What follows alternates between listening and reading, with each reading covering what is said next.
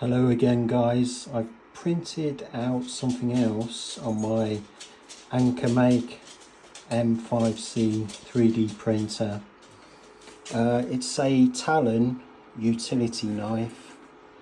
Comes in two parts. There's two versions.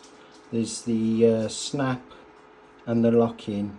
Basically this one here you can use one-handed, and to open this one you need two hands. But yeah, didn't take too long really to print out. Could be quite useful for opening your boxes, your mail, etc. Pretty cool, I think.